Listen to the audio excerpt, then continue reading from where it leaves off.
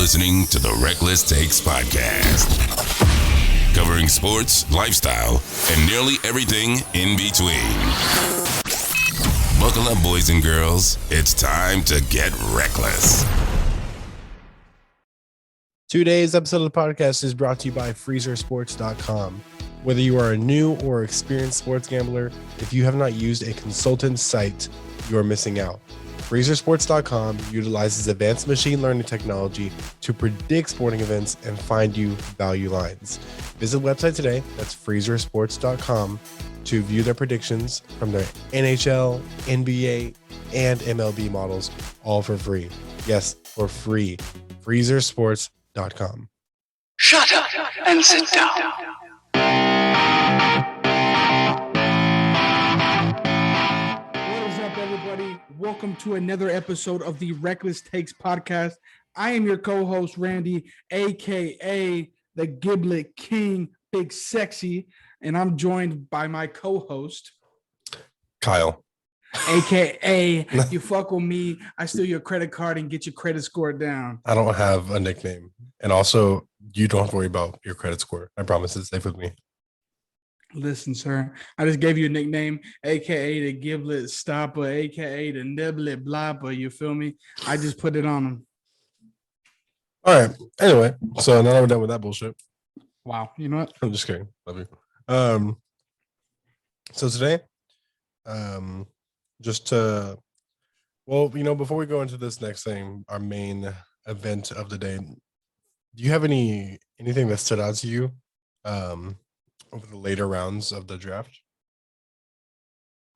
Yeah, that Jabril Cox fell, and then the Dallas Cowboys got him. Unfortunately, Yes, for sir. me, Cowboys had a good draft. unfortunate. They did all defense. Mm-hmm. Yeah, I liked it. I was hoping that they'd pick up Sam at the end. I really wanted Ellinger on the Cowboys for no reason, but He's gonna be the next Colt starter. he has a shot. Carson gets hurt again because I thought Jacoby was still on the Colts. I didn't realize till the other day that Jacoby's not even on the Colts anymore. I don't even know where he signed. I saw the other day he signed somewhere else, but it's pretty non-consequential. Let's go see it and see where he went. Oh, he signed with the Miami Dolphins. Oh yeah, okay, he's gonna be their backup. He'll I'm probably sure he'll get a few snaps in. Who was gonna throw some bullshit up? He'll probably get a lot of snaps. Overall, though, it was a fun draft. Even the later Yeah. rounds, they were good. There's a I'm ton of talent. surprised Brevin Jordan fell to the Dolphins in the 5th round. Did you like consistently keep up with it throughout the whole thing? Yeah, just because I wanted it, because there was a few people on the board that were there, and I was like, oh, Mm-hmm. like the guard from Tennessee, Trey Smith. I thought he would go, and then he didn't go until I want to say the 6th or 7th to the Chiefs, Mm-hmm. which shocked me that he went that late. But the Chiefs got a stud Yeah, O-line. they need all the help they can get. And then the biggest shocker to me was the Texans took a quarterback with their first pick. God, that organization's a shit show. Who did the Texans take? Some dude like Davis Mills. Yeah, Davis Mills. Yeah, I didn't realize they took him. I saw he went off early second round, but I didn't realize it was to the Texans. Well, I mean, fuck it. Texans are like, at this point, it's whatever. Like, they have the 5-year timetable on them getting any better anyway. Yeah, but why? Yeah. All right. So what we're gonna do here today is, in celebration of the draft, we're gonna go back a few years, and we're gonna be looking at a few of the highlight picks of the 2018 draft class, and we're gonna give our grade on them.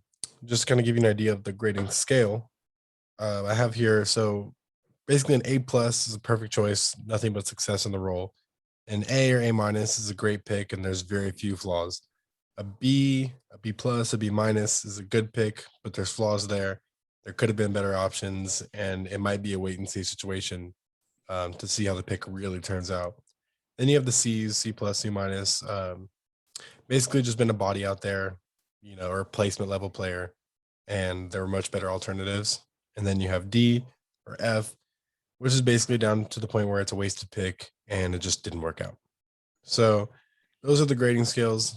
We're not going to do every player in the first round. I think I have like 15 here or so that I thought were conversation worthy, and there's some of them that are just obvious hits that we don't need to go over. I forget who I took off. I took off a few players because it was like obviously that's a great pick. All right, let's start off. So number one, this is probably one of the more controversial ones. Is you messing with your camera there, trying to get the resolution better than breathing on it or what? Let's go over Baker Mayfield. You want to start us off? I'll give it a B minus. I probably would have taken Josh Allen.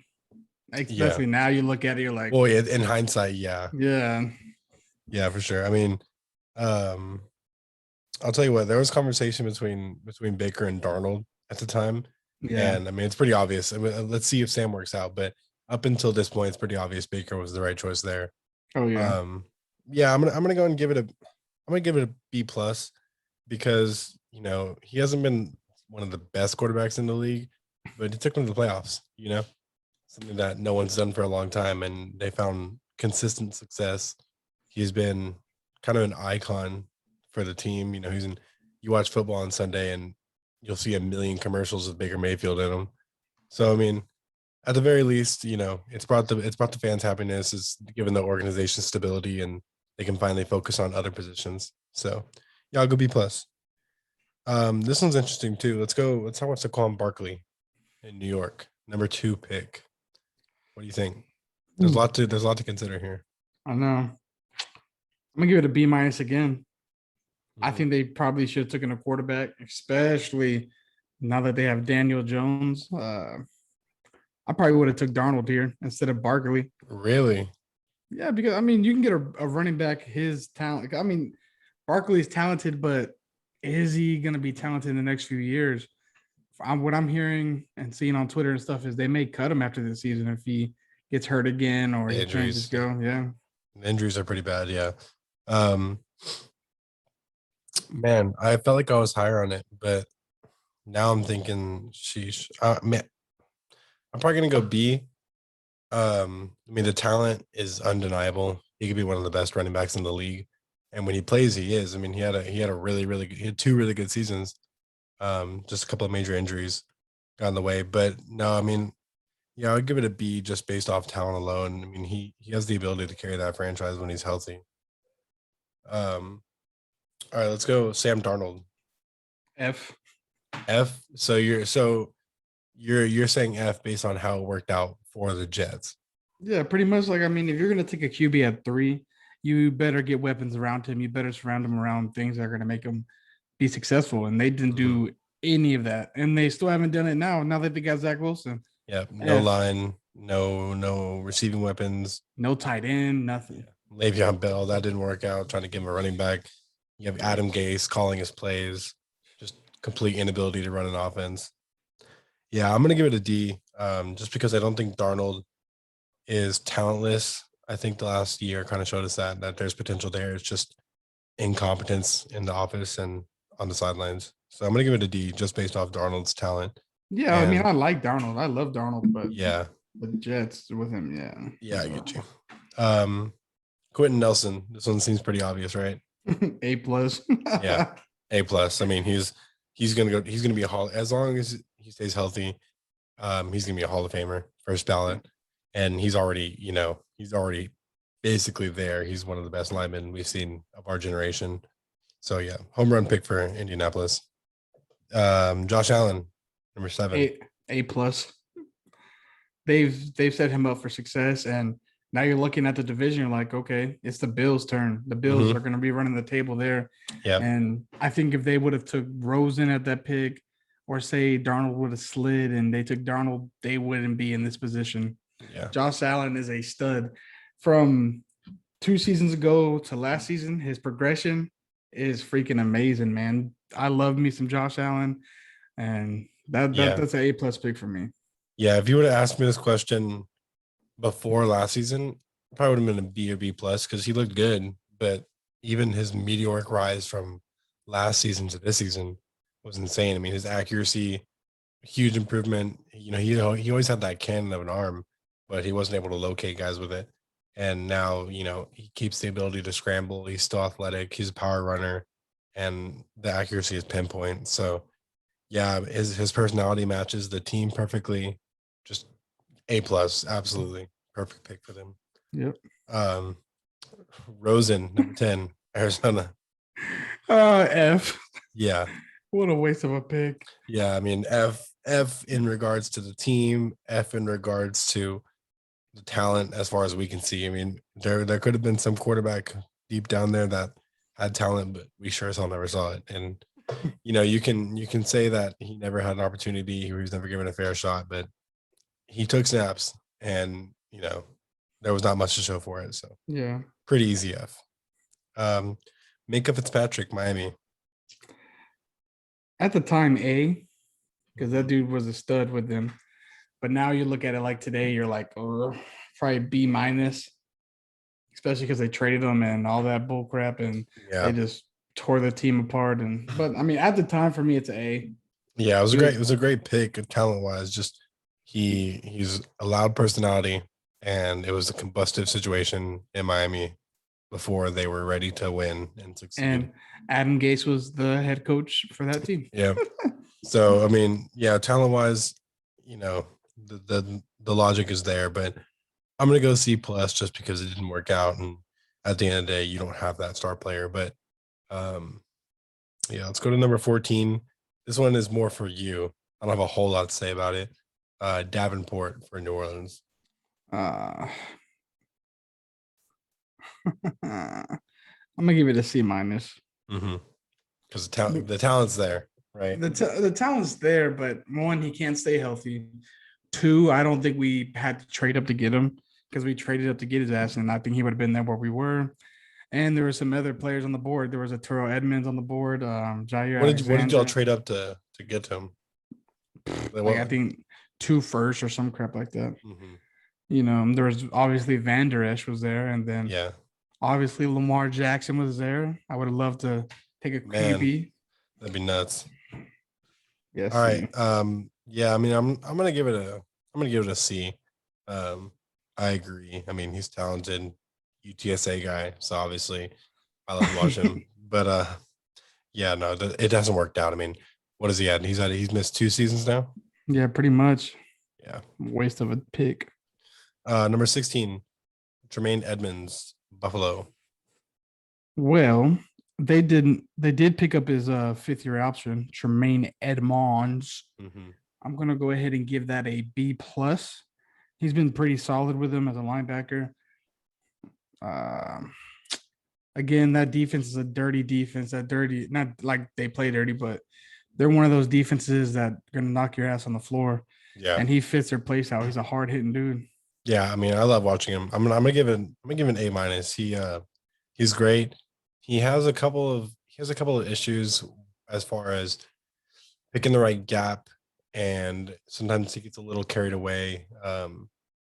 There was a game against the Chiefs that I watched him, and there was a few option plays that he really struggled with, of losing the track of the ball and just getting glued to shadowing Mahomes.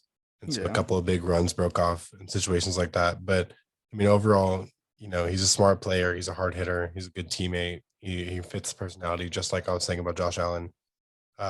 So I mean, really good linebacker. Just a few flaws there. So I'm gonna go A minus or B plus, somewhere around that range. Yeah, he's had over 100 total tackles in each of the 3 seasons he's been there. So yeah, it's clear. Yeah, clearly something's working there. Yeah. Jair Alexander, Green Bay. I'm gonna give it A plus. Dude's a solid dude. Obviously sucks with the situation they're in now. You don't know if they're gonna have Rodgers or Jordan Love or what the hell is going on with the quarterback room there. But defensively, he's so solid, and he's a top 3 corner right now in the NFL. Yeah. I would agree. Top 5 at least. I'm gonna give it an A. Just because I've watched a few games where he's not a fully developed product yet. I'm sure. I think there's another level to his game that he'll reach. He gets beaten a few times and he gets stuck on the line and gets blown by here and there. But overall, he has everything. He has enough physicality to hold it against a number 1. He has enough speed to keep up with the Tyreeks of the world and all that kind of stuff. So yeah, I'm gonna give it an A. He's a solid pick. Yeah. So this one's interesting. Van Der Esch for Dallas. I'm gonna give it a B minus. At the time when y'all drafted him, it looked like it was a steal because his rookie year was crazy, but now he just can't stay on the field. He gets injured a lot, and it's kind of looking like a Sean Lee situation. You're hoping it's Mhm. not, God, I but hope not. yeah. If he could stay healthy, it's gonna be an A plus pick for me. But right now, it's a B minus because y'all didn't even pick up his 5th-year option. So Yeah, which is crazy. I was pretty caught off guard by that. Yeah, man, he has all the talent in the world, and it's torture because, like you said, I love watching Sean Lee, and Sean Lee was always a great teammate, and a great captain, um, just awesome to have on the field, but could never actually be there. So I'm really hoping Van Der Esch can pull through and have a full healthy season, but I wouldn't bet on it. Yeah, I'm gonna go B minus. If that what you said, B minus as well. yeah, I said B Yeah, minus. that's what I've written down here because I want to go higher, and he's an A or an A plus talent, and he fits in with the defense. His personality is perfect with DeMarcus Lawrence, Jalen Smith. Those guys have a great time together. Just you just can't consistently rely on him week to week. And Yep. I'm afraid Micah Parsons, I have to come in and take a huge step right away, trying to make up some time for him. And Jabril Cox. Yeah. Jeez. Sony Michelle, New England. I give it a D, especially at the time when they picked him. They already had a good running back room. They had James White, and I mean, if you look at his rookie year, and I believe they went to the Super Bowl that year. He was pretty solid in the playoffs, but now they Mhm. don't even use him. No. They use Rex Burkhead too, and they're all over the place in the running back room. So I'll give it a D there, just because they probably could have got probably a receiver there because obviously they had no receiver talent. But Yeah, I agree. I mean, it just didn't make sense. He was never known to be like, heavily reliant on the pass game, and he's a smaller gap finding runner, and that's never been the Patriots game. They want to be able to go to it when they have to, but any of the guys they already had could already do that. So it definitely should have been a receiver or, at the very least a defender. Um, I'm gonna give it a C just based off of there's talent there and they recognize that. And yeah, like you said, his first couple of years weren't terrible. It just last year he just fell off. He was barely used. He was more of a specialized player. Um, Last one here, Lamar Jackson. I'm gonna give it an A plus. I know that he hasn't won in the playoffs or he has one win, blah blah blah. He's still getting started, man. And they just added receivers to him, and I think he's just gonna get better. I like the way he can run the ball. I like the way that he's a better thrower than what people give him credit for. He fits with the Ravens. Unless Harbaugh gets fired, then it might go downhill from there. But as of right now, to me, they're one of my Super Bowl favorites for next season. I'm gonna give it a tentative A minus. I like watching him play. I'm not a full believer in his ability to stick the pocket and pass the ball, which is concerning to me. I know that the league is trending towards more mobile guys anyway, but I still like to watch a guy who can stick the pocket. I would love to see him kind of make a little bit more of the Josh Allen progression where the running and scrambling and playmaking is still there, but you can see him stick in the pocket. And their offensive line wasn't great last year. Hopefully that they can improve so that he actually has a chance to do that and to stick that pocket a little more. So A minus, he's turned the franchise around. Frankly, it was getting concerning because after the Flacco years, things started to take a downturn. But he picked them right back up, and they're relevant, and they're one of the most talked about franchises year to year at this point. So Yeah. yeah, he at least deserves the A or A minus. And they haven't missed the playoffs once since he's been QB. So Yeah, I mean he's doing something right. You can say whatever you want about him, but okay, so let's do. I want to do this. I was gonna add MLB, but I want to do this NBA stuff first, really quick. The Nuggets. So Nuggets are 9-1 since Murray went down, and we had pretty much counted them out. Right, they were like right at the bottom of the power rankings for us, and we got a couple comments on our Instagram about that. oh my So goodness. I know. And so here's the thing: does this 9-1 run No. change your opinion at all? No. I mean, it's cool that they're doing it in the regular season, like, oh, all right. But once you get in the playoffs, you ain't gonna be able to do that. Yeah, You're I gonna be mean, missing Jamal Murray like crazy. he had an insane playoffs last year, and he's just gone. And I love MPJ. Like I think he's great, and I love Will Barton. I love all the guys that they have there around Jokic. But when it comes down to it, there's gonna be a lot of possessions where Jokic can't get a shot off in the last 2 minutes, and Jamal Murray was that guy. I don't think MPJ is that guy yet. He needs to feed off Jokic. And playoff basketball is just different. So no, this doesn't change my opinion on them in a playoff series. I mean, you got to give a ton of credit to them, and I think that my MVP choice has changed to Jokic because he's willing this team into. I think they're the 4 seed right now, so you got to give him a ton of credit for that.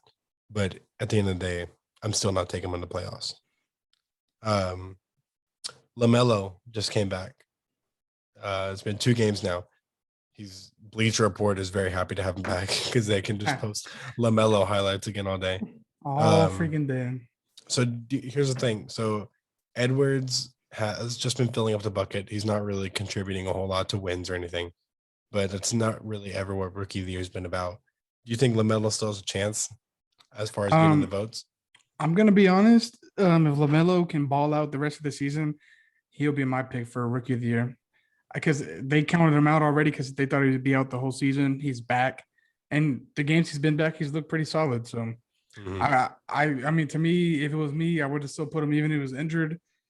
And then I know that the voters, they go off record. Even though they say they don't, they go off who has winning records and stuff like that. So, I think Charlotte's in the playoffs right now. If not in, they're going to be in the play-in. They'll be in the play-in at least. Yeah. So I mean, if he balls out for the rest of the season and they go to the playoffs, they're actually the A seed right now. Seed, yeah, I agree. I mean, LaMelo's been great, man, and he contributes to winning basketball. And there's been a few stretches here and there where Borrego's taken him out in the fourth quarter because of reliability issues, but overall, he's an undeniable plus on the court, and you just can't say the same about Edwards. And, Halliburton's been great, and Halliburton's going to end up being a great player, but he hasn't stunted to the level of LaMelo Ball, Exactly. Let's do a little bit MLB. Dang, you missed the Luka thing. Oh, the Luka thing. That's right. So did you hear about that? Have you been keeping up with this at all? I haven't even heard nothing about it. So Luka, he just picked up his 16th technical on the season. Oh, yeah. And so what made me want to write this down was there was a conversation of there's not this stigma about Luka the way there is about Draymond and Cousins and all those guys. There's not this stigma about Luka that he can't keep his cool.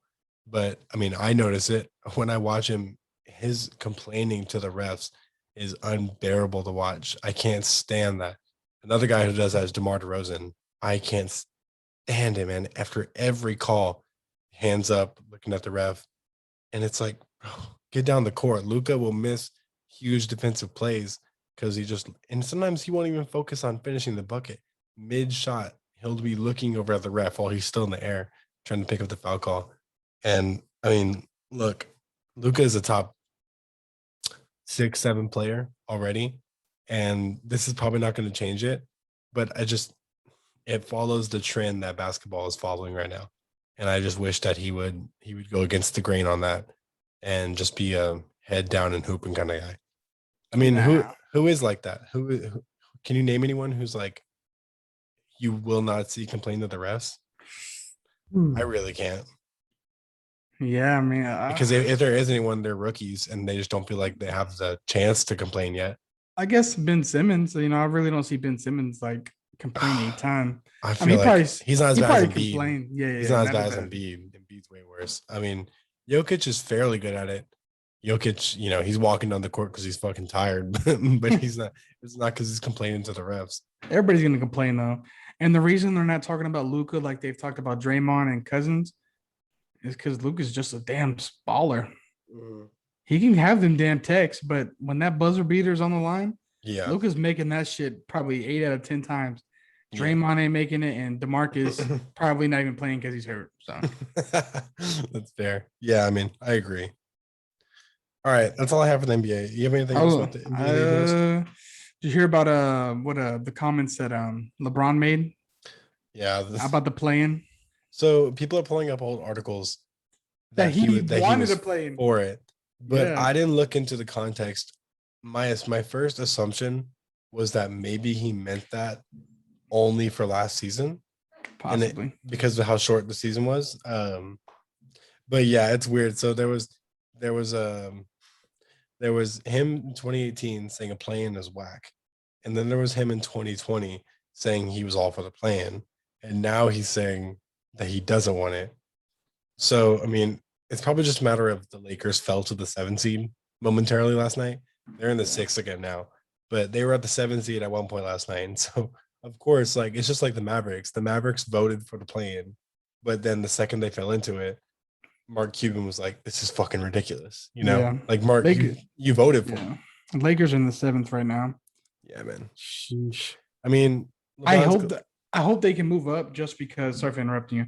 But I do hope they move up because playoff basketball is just so much better when the Lakers are in it. Yeah, I mean, look, you have to lose 2 games to get eliminated from the play-in. You know, I don't see that happening. I will hope they move up just because I don't want the Spurs to have to face them because the Spurs are gonna have to win. It's the winner of the 7 and 8. No, it's the loser of the 7 and 8 versus the winner of the 9 and 10, and then that winner is like who takes the 8 spot. Yeah. So I don't want a chance the Lakers losing the 7-8 and I don't having the know. Spurs having I to don't play. know, man. I just watching the Lakers since AD's been back, and then LeBron returned. I think he returned 2 nights ago or yesterday. They don't look. I mean, obviously, it's probably like the chemistry thing because they've been out for so long. They didn't look too good, and then LeBron's out again tonight because of an ankle injury. Yeah, I So saw that. now like I'm looking back at our power rankings, and I'm like, All right, so sheesh. let's say that it holds the way it is, which it's probably not going to. The Lakers, Trailblazers, and Mavericks are all holding at 36, and then you have the Grizzlies and Warriors at 32, Spurs at 31, and then right below that is the 11th seed, which is the Pelicans at 29.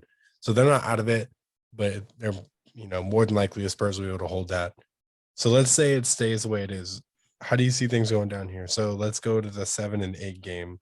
Lakers and Grizzlies. You see any miracle, or it's obviously Lakers? Mm, it's hard to say not the Lakers. I'll go Lakers there. Yeah, you have to, right? Then you got Warriors and Spurs. And that one's hard. I won't get Just mad at 'cause- you. I won't get mad at you. I promise. Like I like the Spurs. I like the way they play, but if Steph's cooking, It's y'all have If no one can stop Steph, man, It's one of those things where it's really about how y'all play. it feels like it's a Spurs fan thing, and I don't know. I don't know if casual Spurs fans, or league fans that happen to watch the Spurs also feel this way. But it just feels like there's certain games that the Spurs just win, and Yeah, like it feels like the identity hasn't really changed yet. And like that Nuggets series a couple of years ago where we took them to 7 and we should have won that damn series. But in a normal year, a 2 and a 7, you're like, there's no way. It's a Yeah. 2 seed. But the Spurs just found a way to get it to 7 games. With no DeJounte Murray, even so. exactly. Yep. So I'm gonna go Spurs here because it just feels like one of those games the Spurs are gonna find a way to win. If you stop Curry from scoring, even if you let Curry score 40 and you just shut everyone else down, you're in it, So I'm gonna go Spurs. Then you have Lakers and Spurs. If we go off that, and I can't bet on the Spurs there, unfortunately. As much as I'd want to, the Lakers have no business being 7 seed. So I'm gonna have to go Lakers. But that being said, if the Trailblazers and Lakers switch spots, and it's Trailblazers and Spurs, I'm gonna have to go Spurs there. I know you're super high on the Trailblazers. Yeah, you know who I'm going with there. But and Dame's a Spurs killer. Like the Spurs hate seeing Dame. I hate seeing CJ too. But once again, it's one of those things where as a Spurs fan, I'm like imagining it in my head. I'm like, there's no way they don't win that.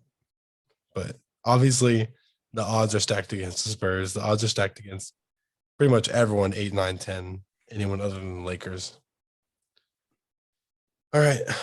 That's all I have on the NBA. I want to talk a little bit about the MLB here. So how you feel about the Red Sox? We look pretty good. Got the hat on. Yeah. I had a few hats to choose from.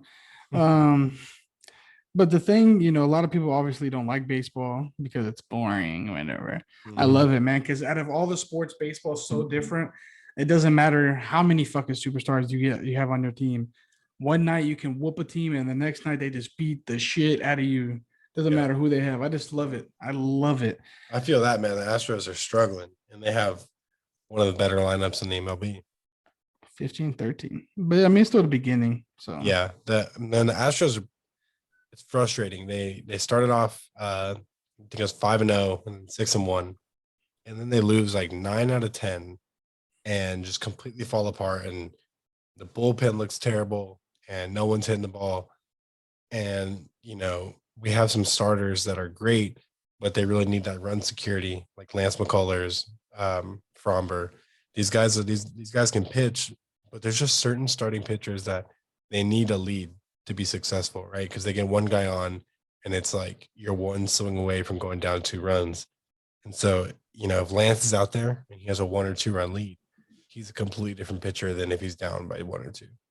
Um, yeah. So, but okay, I want to ask you your opinions. We haven't really talked about these things, about the state of baseball right now with the rules. Um, so there's 3 rules, or yeah, 3 rules I want to talk about. One of them was not really a rule, but the extra inning, second run, the second base runner, the new baseballs they implemented, and the whole 7 inning no hitter thing that we saw last week.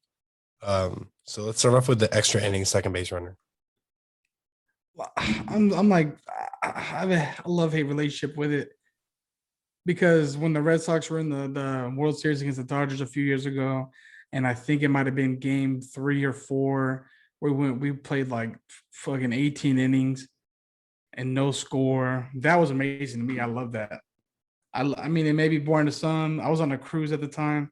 I was wearing my Red Sox stuff. I was at the bar watching the damn game with people. It went on to like fucking 3 in the morning. And to me, that's amazing because that when finally someone hits it, it's like, Yeah. what a fucking game. But then with Mhm. like the extra, you have that runner on the second base. It's like all it's gonna take is you to hit one nice one, and it's Yeah. over. Yeah. Even just a little blooper single. Yeah. Yeah, I'm kind of on the fence about it. I think going forward, I'd probably have to say get rid of it. But that's coming from someone who loves watching baseball. I'll Yeah. watch every Astros game. And if you're a casual watcher, you just watch Sunday Night Baseball on ESPN, it's probably good. You want the game sped up. You want things over with. You want the resolution. You want to move on. So I do get it. Baseball is trying to broaden their horizons and broaden their viewership by making the game as short as they can. They even wanted to go with the pitch timer, like a shot clock. I think that's ridiculous. They were testing that at the minor league levels. There's that. There's the robo umps, which I love umpire mistakes. I love that being part of the game. And yeah, I love every umpire having their own personalized strike zone to an extent. And obviously it's frustrating when it happens to your team, but I love the strategy of finding their strike zone and manipulating their strike zone, right? And catchers having to frame pitches is great. Yep. And because if there's robo umps, catchers are basically useless, Exactly. right? Like, I mean, obviously you have the whole situation with like blocking bad pitches, but framing pitches is a huge part of the game. Yeah. So okay. Do you know anything about the new baseballs? Like some about they don't go as far or some bullshit. Yeah. So last Stupid. year they had this whole thing about the juiced balls, and home runs were flying out of the park. The record was broken for home runs in a season by like 700 or 800. It was a huge difference, like 6,500 home runs or something. And Justin Verlander was one of the main voices of it, talking about. And Justin Verlander's always been terrible about giving up home runs, so I figured that he was talking about it. But this year they had new balls that were supposed to take down the home run production. What's your opinion on it? Are you a pitcher guy? Are you a hitter guy? Hitter. Yeah. So you're okay with the juice balls? Yeah, just especially as a fan, because when you go to the game, you want to see some damn home runs. Like, especially, it's like if you're not seeing no home runs when you go and there's no home runs the whole game, you're like, well, Yeah. You're like, why did I get these seats in left field? yeah, I didn't pay for this to watch this pitcher fucking pitch a no hitter. Yeah. I see. Okay. I'm the opposite. I mean, I guess if I'm in person, as long as it's my team, I love home runs. But as far as watching on TV every night, I love watching pitching. I watching Zach Greinke like pinpoint balls on the corner. It's my favorite. And so when you have guys that can be a little more reckless takes. When you have pitchers that can be a little more reckless as far as attacking the zone, that's all better for me. I mean, I love watching fastballs down the middle, trying to beat by them. But when you have these balls that are juiced like that, you can't take that chance of throwing a fastball down the middle. So I'm all for the new baseballs. I love pitching. And then, okay, so are you familiar with what happened with Mad Bum last week? He pitched a 7-inning doubleheader, no hitter. That was stupid, and they didn't count it. And it's not going to be counted because it's not a 9-inning game. And here's my thing. I get it. Like, it's a shortened game. But if you are going to not give anyone a choice and shorten the games, the rest of the game has to comply to those rules. Yeah. So if you want to shorten the game, fine. But a no-hitter and a perfect game are still at play, right? Because it's still a game. That win counts as one whole win. Exactly. Not 3/4 of a win. And so I don't know. I mean, Mad Bum handled it perfectly. He celebrated, but didn't go overboard. You know, they had fun with it. And it's great to see because I don't know if you've been following it. He's pitching fucking terribly this year. I think his ERA is at like 6 or something. It might have gone down after that game, but he looks really bad. So I was just happy to see him succeed because, dude, he's 31 years old. I feel like Bumgarner's been in the league since fucking forever. Since I was a baby. Yes, man. Like he's 31 years old. It feels like those Giants World Series years were like 20 years ago. Gosh, I know. Fuck. But that was like 10 years ago. Yeah. Yeah, man. And then I wanted to mention a little bit just how crazy some of these divisions are this year. I feel like in years past it was a little more every division has their team and everyone else below them is just kind of watching them rise. But man, you look at the AL East, right? And the AL East is the Red Sox look good. But you have to imagine that it's going to correct itself a little bit, right? It's going to come down a little bit. Then you have the Blue Jays, the Yankees, the Rays. Yankees look like shit. Yankees looked really bad to start the year. You have those three teams kind of jockeying for position, all dead even right now. And then you have the Orioles, who all of a sudden aren't the worst team in baseball anymore, and they want to fight for position too. So that division is pretty crazy. Years past, it was pretty much the Yankees and everyone else below them just kind of watching them. Sending with the AL West, man. The AL West, you have the A's who got off to a terrible start, getting just destroyed by Houston, and then all of a sudden they're 17-12. Then you have the Mariners who all of a sudden want to be good. You have the Angels who are finally giving Mike Trout a reason to survive. Not to leave the fucking team. Yeah, exactly. Then you have, the Rangers look all right. Astros look okay. Rangers just beat the shit out of us like 2 nights ago. Yeah, I was watching that game. That was rough. And then you look here, like the NL East, another example. Last year it was the Braves. Everyone else kind of looking below them. Now you have the Mets, the Nationals, the Phillies, the Braves, and the Marlins. No one wants to take charge, right? They all look fucking mediocre. Yeah. The Phillies can't just be good the way the roster is supposed to be. Speaking of the Phillies and the Mets, you watched the game yesterday or 2 nights ago? I don't think so. It was like 8-5, and then someone hit a home run. Yes, yeah. And they counted a double. Double. Yeah. Stupid. He missed the home run by like 2 inches. It just barely hit the guardrail. Yeah, that was nuts. Stupid. And then there's the NL West, which is just fucking insane because the Rockies are terrible, right? Rockies don't matter, but the shitty ass team. The Diamondbacks look decent. And then you have the Giants, who are like probably the biggest surprise of the league, other than maybe the Royals. But the Giants are a huge surprise.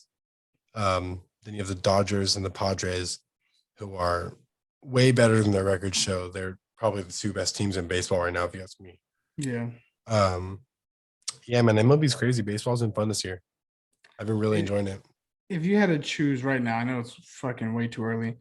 If you had to choose someone from the American and National League, who are you choosing? That's tough. Is it thundering right now? I don't think so. Okay, National League, I'm gonna have to go Dodgers. I love the Padres, and there's a couple teams I like in the playoffs. The Cardinals are always good in the playoffs. Going against DeGrom in the playoffs would suck for anyone, but at the end of the day, the Dodgers have 4 aces. They have 3, 4, 5 guys who could be the 3 or 4 hole hitter on any team. It's ridiculously stacked lineup. I'm gonna have to go Dodgers, and I'm gonna do it. I'm gonna say the Astros. They're about to say the Red Sox. No. The Red Sox probably my second or third choice. The Astros they still have a legendarily good lineup, and the pitching has struggled. But when you have Altuve, Brantley, Bregman, Alvarez, Correa is like the 7 hitter, and Correa is one of the better shortstops in baseball. He should be a 3 or 4 hitter, and so the lineup's just ridiculous. The pitching comes around a little bit. Maybe they pick up a guy at the deadline, get one more starter. Odorizzi is supposed to be a really good pickup. He hasn't even got to play a full healthy game this year. So I'm going to say Astros, Dodgers, and it would just be fun to see because those teams fucking hate each other. And if the Dodgers have this whole thing about they should have won the World Series 2017 because of the whole cheating scandal, so they'll have their chance to prove it. What would you say? Of course, I'm going with the Red Sox. Of course. Not outrageous. But I will not be going with the Dodgers. I would love to see the Giants, Red Sox. I'm just so tired of the fucking Dodgers. I agree. God. Like it took them like 5 tries to finally win one. Yeah. It's because we gave him Mookie. I love the Giants. My Evan Longoria, one of my favorite players of all time, and he's still over there just balling, dude. He's balling. He's leading them in home runs. I love the Giants. And one of the crazier things is that the Giants, their lineup's really good, but coming into the season, their rotation was not supposed to be that good. But I mean, look, they held the Padres to 1 last night, so doing something right. Must be doing something right. All right, that's all I have today. You have anything else? I don't, other than you look very beautiful, and I wish we could have had Steven on the show today, but kids Steven's gonna be here, but unfortunately, kids come first. Dude, unfortunately, holy shit! Oh my God. You know what I did the other day? So I'm really wanting to get a tattoo sleeve, and I wanted to see what it would look like, right? And so I saw a TikTok about these temporary tattoo sleeves that you can get on Amazon, and I got one, and it looked fucking sick. I loved it. And then it was like 3 a.m, and I put one of those on, and I also put like another one on behind it, and I made I needed to fill some spots, so I was cutting out of the other ones because it came with 20. Yeah. And then Bree put 2 on her legs and 1 on her arm, and it was the whole thing. But dude, it's fucking awesome. And only downside is now I have a shaved arm, and it looks like the bitchiest thing in the world. I look like a fucking 10-year-old. It's definitely fucking thunder. I almost shit my pants. Thunder? Holy fuck! You did not hear that? That was not thunder, bro. It's 90 degrees and sunny outside. Outside my house, there's lightning and thunder. You're lying. I swear to God. Okay, we're gonna go because I'm gonna look at this fucking Doppler radar. Right, time out. Before the lights go out. What's up? So what you're saying is you want to go get a tattoo this weekend? Next month, chingao. Just because? No, it's because Bree wants to go for her birthday to get a tattoo. But you want to get another one or what? Of course. We should all go. Should me and you get matching reckless tattoos?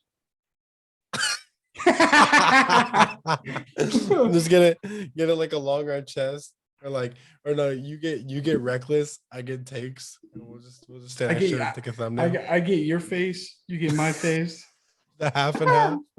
I would definitely get the logo on us. Dude, I really want a tattoo, man. Though I think I'm gonna go all redneck, and I'm gonna get a Texas theme sleeve. Oh hell no! No, dude, I Don't want the Tower of Americas. I want a Longhorn.